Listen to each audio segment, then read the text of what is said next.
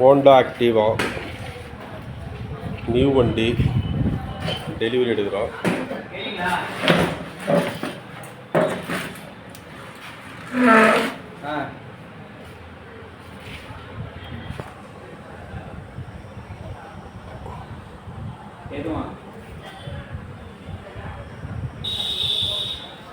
பாருங்க எவ்வளோ பைக்ஸ் நிற்கிதுங்க. புது வண்டி தான் எல்லாமே.